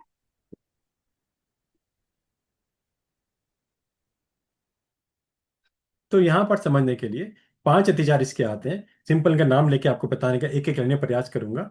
बंधे, किसी जीव को गुस्से में आकर इतनी जोर से बांध देना, निर्दयता से बांध देना कि उसके चाहे प्राण ना निकल जाए, गला घोट देना। यहाँ पे अर्थ उसके मारने की इच्छा नहीं है, लेकिन बेसिकली आपने जो है बांधा है, इतनी ज्यादा बांध दिया जिस प्रकार से कष्ट हो रहा है। कई बार हम चुएदान लगा देते हैं, चुएदान छोटा है, या कई बार इसमें इस प्रकार से चीज आ गई, वो टाइट हो गया, उसके पास वहां पर सांस लेने की जगह नहीं है, या इस प्रकार जगह में वो चुएदान रखा हुआ है कि जहां पर बेसिकली करके उसके पास रहना मुश्किल हो जाए, तो उसको भी हम इसके अंदर कोटि में ग्रहण करते हैं। दूसरा आता है वही, गुस्से में आकर निर्दयता पूर्वक प्राणी की मारपीट करना या उसके प्राण हर लेना। तीसरा आता है प्राणी की छवि छे, प्राणी की चमड़ी आदि का छेदन करना, अंगों का भेदन करना। चौथा आई भारे। आई भारे का अर्थ होता है जैसे आपके यहाँ नौकर नौकरानी या कोई भी इस प्रकार के सेवक आपके घर में हो, ठीक है ना। अब एक व्यक्ति नौकर है और सब वो सेवक है आपका घर का, और वहां पर उसकी ज्यादा वृद्ध उम्र का है, वो ज्यादा वजन लेकर चल नहीं सकता, ज्यादा वजन अपने कंधे पर रख के नहीं चल सकता। और लेकिन आप लोग नहीं, तो को पैसे किस बात की देता हूं मैं, रख के अपने सिर पर रख के चल। तो अगर उसकी कैपेसिटी 20 किलो की है, अगर आप उसके ऊपर 50 किलो का वजन रख दें, तो बेसिकली ये द्वेष बुद्धि से अधिक भार लादना हुआ, तो आपके इस पहले व्रत में दोष लगता है। पांचवा आता है, द्वेष बुद्धि से अपने जो आश्रित हैं, जो हम पर निर्भर करते हैं, उनके अन्न पान खाने पीने में अंतराय डालना, या उनकी आजीविका मीन्स उसकी अर्निंग में बाधा पहुंचाना। एग्जाम्पल के लिए, आपके घर पे आपके मेड है। अब मेड बेसिकली आपका कंसेप्ट है कि 1 बजे करीब उसको खाना देना होता है, भोजन देना होता है, ठीक है ना। लेकिन आपने, आपके घर में मेहमान आ गए, अभी 2 घंटे मेहमान और रुकेंगे, भाई एक काम करना, अभी जो भी उसका नाम आप लेके पुकारा, अभी तू ये काम कर ले, बर्तन मांज ले, बर्तन साफ कर ले, ये काम कर लो, अपना खाना तुम 2 घंटे बाद खा लेना। ऐसा हमको नहीं करना। आज हमारे ऑफिस के अंदर या कहीं किसी शॉप या फैक्ट्री के अंदर कहीं पर भी जो लेबर ये स्टाफ काम करता है, उनका अगर 1 से 1:30 का लंच का टाइम है, तो हम कोशिश ना करें कि उस 1 से 1:30 के भोजन के समय के अंदर उन्हें बोले कि नहीं, अभी पहले ये काम करना है और ये आपको भोजन पानी बाद में करना है। तो इस ये ऐसा करने से भी इस व्रत के अंदर दोष लगता है, ठीक है ना। तो इस प्रकार इसके 5 अतिचार आते हैं, वो हमने बताए। अब मूलतः जो मैंने आपको अभी 3 4 5 अन्य अन्य शब्द बताए थे, वो बेसिकली हमारे इस पहले स्थूल प्राणातिपात विरमण व्रत के जो अतिचार हैं। अतिचार तो मैंने आपको बता दिए। इस नियम में कुछ आगार हैं। आप गृह जीवन में हैं, संसार के अंदर हैं, कई बार क्या होता है, आपके पास ऐसी स्थिति नहीं होती कि बेसिकली आप हर प्रकार की हिंसा से बच सकें। तो आप क्या करेंगे? तो यहाँ पर सिंपल आता है, एक मतलब कि आपने पहले तो स्थावर जीव की हिंसा इस नियम में नहीं गिनाएगी। मैं आपको आम शब्दों में बता रहा हूँ। हमने इसके अंदर तरह जीव की हिंसा की बात पर जो मैंने आपको बताया, 2 3 4 5 इंद्रिय वाले जीवों का इसी ही इस व्रत के अंदर त्याग करने की बात की गई है। इसके अंदर भी क्या बोला, अपराधी को छोड़, मतलब जितने कोई कसूर करा है, कोई गुनाह करा है, उसको छोड़, निरपराधिकों की हिंसा करने का त्याग। आप समझ रहे हैं मतलब। अब इसके अंदर भी 3 प्रकार की बात बताई गया। एक तो अपराधी का हमने छोड़ दिया, निरपराधी की हम बात कर रहे हैं कि अपराधी को तो बेसिकली हम सजा देंगे, जो भी आपको देनी है आप देने का आगार है, शावक की अपेक्षा आपको छूट दी गई है, आपके गृह जीवन की अपेक्षा से। अगर एक चोर आपके घर में घुस रहा है, वो चोरी कर रहा है, ये कोई डाका डाल रहा है, या आपको कोई शील व्रत को भंग करने की कोशिश कर रहा है, तो वहां पर आप ये चुप करके नहीं बैठ सकते कि मेरे तो पहला 12 व्रत मैंने ग्रहण कर रखे हैं और पहले अनुव्रत के अंदर मुझे हिंसा नहीं करनी, भैया जो करना है कर ले। नहीं, भगवान ने ये बोला कि अपनी रक्षा करने का आपका दायित्व आपके स्वयं पर है, ये भी आपका पुरुषार्थ पर निर्भर करता है, इसमें कोई बाधा नहीं है, आपको उस पर ध्यान रखना है। तो इसलिए यहाँ पर सगे संबंधी, स्वयं शरीर के लिए पीड़ाकारी और सह अपराधी को छोड़, ये 3 शब्द आते हैं इस हमारे पहले व्रत के अंदर। वो मैंने आपको तीनों व्रत आपको समझाया किस प्रकार से हम लोग को इससे बचाव करना है। अगर मेरे शरीर में कोई बाधा आ गई, कोई बीमारी हो गई और मुझे आज कैंसर है, इसकी कीमो करानी है, तो आपका व्रत भंग नहीं होता, आपका तिचार में आता है। आप इसका प्रायश्चित ले सकते हैं, आप उससे बच सकते हैं। आपके आपके घर के अंदर मैंने आपको बताया चोर डाकू इत्यादि आ गए, तो बेसिकली उसके लिए आप अपने आप को बचाने का प्रयास कर सकते हैं। तो इसके अंदर अगर किसी को कोई चोट लग जाए, कोई और घात हो जाए, किसी जो आक्रमणकारी था, अपराधी था, तो आपका व्रत भंग नहीं होता। यहाँ ये बात समझनी है, हमारा व्रत भंग नहीं होता, दोष लग सकता है। तो उससे हमें बचने का प्रयास कैसे करना है, तो ये मोटी मोटी बातें मैंने आपको बताने का प्रयास किया। इसके अलग अलग बहुत सारे और पॉइंट्स हैं, वो हम अगली बार करने का प्रयास करेंगे। अभी तो मैंने आपको पूरी इसकी रूपरेखा आपको बता दी। जो पहले प्रतिगमन की अपेक्षा से पहले पार्ट में जो जो शब्द आते हैं, वो भी अपराधी। आप प्रैक्टिकल हमें अपनी बुक में किस प्रकार से इसको भरने हैं, किस प्रकार से अलग अलग हम लोग मर्यादा करेंगे, इसको हम अगली बार चर्चा करने के भाव रखेंगे, ठीक है ना करके। तो इस प्रकार अभी इसमें जो भी पॉइंट हमने चर्चा करी है, इसमें किसी की कोई जिज्ञासा हो तो आप अनम्यूट करके प्रश्न पूछ सकते हैं, चैट बॉक्स में भी डाल सकते हैं। बहना किससे पूछ लो, जैसे भी किसी अनम्यूट कर अनम्यूट करके पूछ लो, जैसे हम आगे चलेंगे उसके बाद। जय जिनेन्द्र सभी को।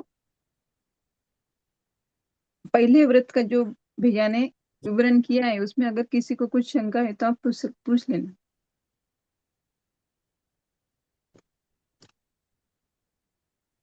हैंड राइज कर सकते हो आप।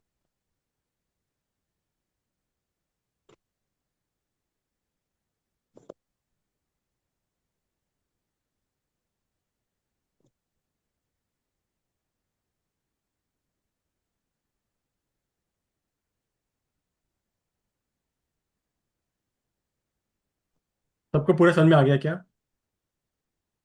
कोई जिज्ञासा नहीं? नहीं भैया, किसी की इतना ही है। चलो कोई बात नहीं। किसको फिर भी कोई पूछना हो तो बेसिकली ग्रुप में डाल सकते हैं, पूछ सकते हैं, कोई बाधा नहीं है। ये बहुत इंपॉर्टेंट व्रत है। जैन दर्शन की नींव है। जैन दर्शन की नींव अहिंसा पर ही टिकी हुई है। जब तक अहिंसा को आप पूर्ण रूपेण नहीं समझेंगे कि हमें किस प्रकार से अहिंसा का जीवन में पालन करना है, तो आप शाबक शाबिका नहीं क्या अपनाएंगे, ध्यान रखना। पहला पॉइंट है समझना। पालन करना दूसरे नंबर पे आता है। तो किसकी हिंसा नहीं करनी, किसकी हिंसा करने की भगवान की मर्यादा बताई, कहाँ पर आपने अपने आप को सेव करना है, बचाना है, इन सब पॉइंट को डिटेल में समझने का प्रयास करना। समय के अनुसार पॉइंट्स को एक सीमा के अंदर ही समझाने का प्रयास करता हूँ, वरना एक एक शब्द के अंदर एक एक क्लास लग जाए। फिर भी किसी को कोई और पूछना रह गया, कोई समझ में ना आए तो पूछ सकते हैं। जैन दर्शन का मूल ही अहिंसा है। अगर अहिंसा का पूर्ण रूपेण आपने पालन नहीं करा अपनी सीमाओं के अंदर, तो आप भगवान की नजर के अंदर अपराधी बन जाते हैं। अपने आप को हमेशा बचाना है। हमें भगवान की निगाहों के अंदर, भगवान के ज्ञान के अंदर शावक बनना है, अपराधी नहीं बनना। इस बात का ध्यान रखना है। जीवों पर अनुकंपा करुणा कैसे करनी है, जीवों की अहिंसा का पालन कैसे करना है, जीवन अपने डेली रूटीन के लाइफ में कैसे करना है, इसको धीरे धीरे समझने का प्रयास करें। जब तक ये बात आप नहीं समझेंगे तो हम आगे नहीं बढ़ सकते। जितने भी हमारे 12 व्रत हैं, ये सारे ही पहले व्रत की बेसिकली एक्सटेंशन है। पहले व्रत के ही प्रतिरूप हैं। यही इसकी शाखाएं हैं, ऐसे समझ सकते हैं। ये एक आपकी फाउंडेशन है। तो इसको गहराई से समझने का प्रयास करें। चाहे मेरे शब्दों से करें, चाहे बुक से करें, चाहे चर्चा करके करें, लेकिन आपके जीवन के अंदर पूर्ण रूप से अहिंसा का अर्थ क्या है, उसको समझना अनिवार्य है। किस प्रकार से हम लोग अपना प्रयास करके इससे बच सकते हैं, इसका पूर्ण रूपेण आप सबको ध्यान करना है। जो भी आपकी जिज्ञासा हो, खुले मन से पूछने का प्रयास करो, कोई बाधा नहीं है। जो भी मन में बात आए आप पूछ सकते हैं, कोई दिक्कत नहीं। फिर भी क्लास को भी यहाँ पे उसको अभी आज यहीं पे समाप्त करते हैं। फिर भी किसी को जिज्ञासा हो पूछ सकते हैं। अब पहले अनुवाद के अंदर हमें कैसे भरना है, कौन कौन से पॉइंट्स आएंगे, ये हम अगली क्लास में डिटेल में समझेंगे। तब हमारा 2 क्लास में ये पहला अनुवाद पूर्ण होगा। ठीक है ना? भैया मैं एक पूछना चाहती बताइए। थी कि बताइए। जो हरी पत्ते वाली सब्जियां हैं सब, अभी इन सर्दियों के दिनों में तो बहुत ज्यादा आती है। मेथी की हो, हरा धनिया हो, कोई भी सब्जियां हम जब डंठल से अलग करते हैं और साफ सवार के रखते हैं, अगर हम रात भर रखते हैं और सुबह फिर से देखते हैं, अगर जाड़ी चलने में हम उसको छानते हैं तो नीचे छानने के बाद बिल्कुल सूक्ष्म बहुत सारे जीव उसमें से निकलते हैं। हम्म। तो मैं सभी से यही कहना चाहूंगी कि हम जितने भी यत्न रखें तो हम रख सकते हैं कि हरी सब्जियां यूज करने से पहले छान कर लेना बहुत जरूरी है। क्योंकि कोई उसमें दिखने वाले भी और कई न दिखने वाले भी बहुत उसी कलर के छोटे छोटे जू होते हैं, जो मैंने बहुत बार आजमाया है करके।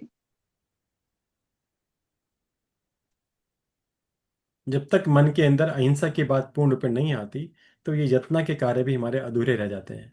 तो हर प्रकार से यही कारण है, मैं पहले भी चर्चा की थी, जो चातुर्मास काल के अंदर हम हरी वनस्पति के त्याग की बात करते हैं, पर्यूषण के अंदर पूर्ण रूपेण त्याग की बात करते हैं, उसके पीछे यही उसके पीछे भावना है कि हरी वनस्पति के अंदर बहुत सारी हिंसा छिपी हुई है। जब तक जैसे अभी बहना ने बात बताई, पत्ते की बात बताई, अगर एक एक किसी भी वनस्पति का पत्ता, चाहे धनिया हो, चाहे कोई भी हो, चाहे मटर की जिसके अंदर दाने होते हैं, मटर का बाहर का रूप है, आप कल्पना नहीं कर पाएंगे। मैं अगर दानों को अलग कर दूं तो जो उसका एक पत्ता है, उस पत्ते के अंदर असंख्यात जीव हैं।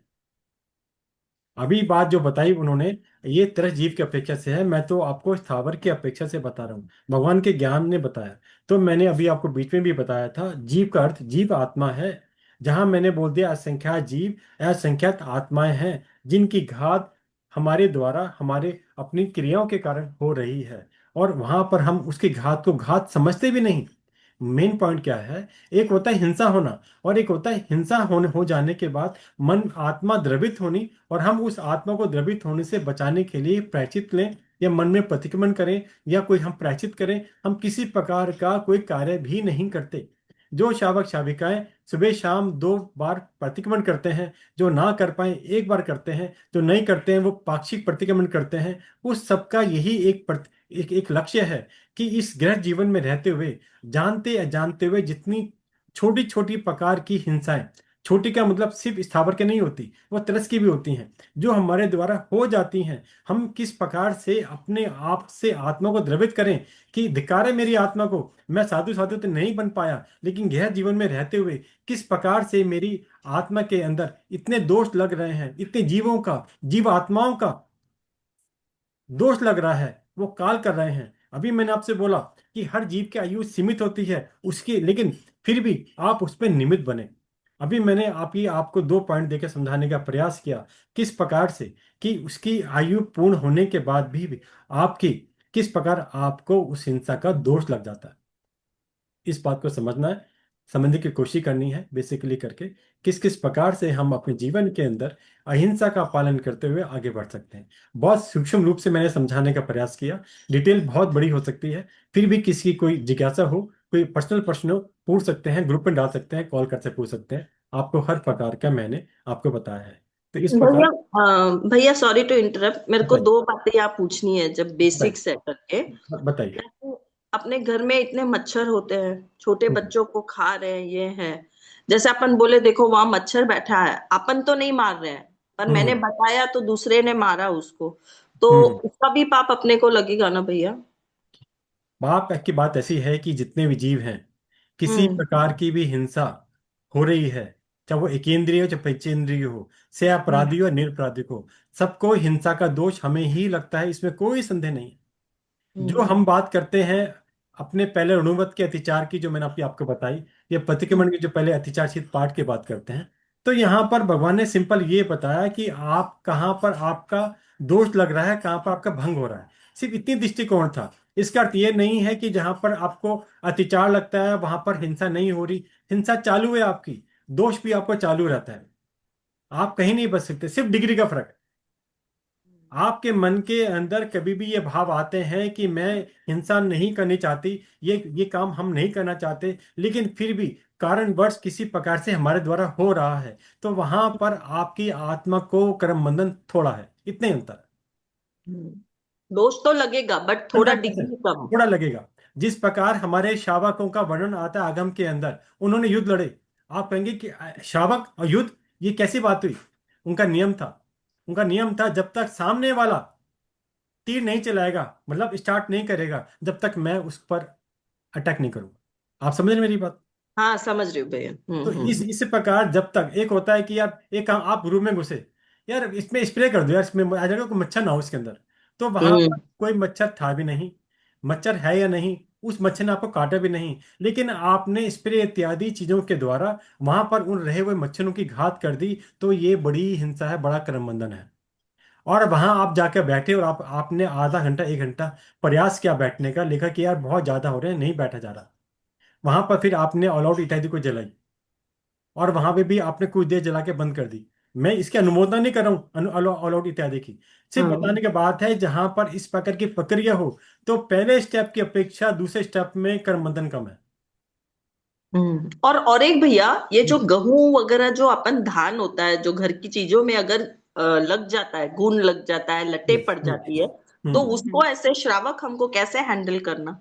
या तो पूरा फेंक दो या छानते हैं, तो वो जीवों का क्या करना वो मुझे आज तक नहीं समझ आ रहा। देखो, पहली बात तो पूरा फेंकना सॉल्यूशन नहीं है। कोई यस। छोटी मोटी चीज होती है तो समझ में आता है, आप फेंक देते हैं उसको, लेकिन सपोज 1 क्विंटल आपके गेहूं या कोई भी और अनाज रखा हुआ है, तो आप उस अनाज को बाहर नहीं फेंक सकते, पहली बात। दूसरी बात, अभी उपाय क्या है? उपाय तो ये, पहले इसको आप छानेंगे, छानने के बाद जो उसमें जीव आपको दिखे रह गए, उनको जितना पूर्वक एक ऐसी जगह, पेड़ के पास या ऐसी जगह जहां पर रखें जहां पर कोई पानी ना दिखता हो, यहाँ जहां पर बेसिकली डायरेक्ट उनके ऊपर बहुत तेज धूप ना आती हो। क्योंकि कहीं पर भी, अगर सपोज आपके घर में, मैं छोटा एग्जांपल देता हूँ, आपने छोटे बॉक्स है जिसमें 1 किलो काजू आ सकते हैं, एग्जाम्पल के लिए, कैश्यू नट, ठीक है ना करके, और वहां पर आपने देखा इसमें कोई जीव उत्पन्न हो गया, तो आपने बोला एक काम करते हैं, इसको बाहर धूप में रख देते हैं, ये निकल जाएंगे। हम्म। तो इस प्रकार का कार्य शावक को नहीं करना। आप इसको क्या कर सकते हैं, आप बाहर तो रख सकते हैं, कोई दिक्कत नहीं है, लेकिन इस प्रकार से रखें वो इतनी तेज धूप के अंदर वो मर ना जाए, बस। अच्छा। तो इस प्रकार जैसे आपने गेहूं छाने, जो जीव उसके अंदर थे उसको उठाकर आपने एकांत में एक ऐसी जमीन पर रख दिए जहां पर लोगों का चलना नहीं है। ये ना हो कि आपने ऐसी जगह डाले जहां पर लोग चल रहे हैं और घात हो गई, वो कार्य कभी आपको दोष लगेगा, वो काम नहीं करना। और ऐसे भी नहीं जहाँ पे पानी बह रहा हो वहां पे भी नहीं रखना। और ऐसा भी नहीं करना जैसे अपने घर के आगे तेज धूप आती हो, इसी प्रकार उस पेड़ के पास आती हो तो वहां पर भी बचाव करने का प्रयास करना।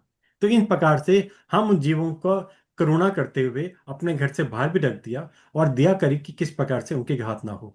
साथ साथ जिस जीव के अंदर जिस चीज में भी वो लगे थे, 2-4 दाने 10-5 दाने भी वहां रखें, ताकि उन्हें वहां भोजन उस चीज का मिलता रहे। ये इसके मिलता। उपाय हैं। ठीक है भैया, बहुत बहुत धन्यवाद, थैंक यू भैया। ठीक है, ठीक। किसने कोई पूछना पूछ सकते हैं, वरना आज क्लास को अभी ओवर करते हैं, फिर नेक्स्ट टाइम बात करेंगे।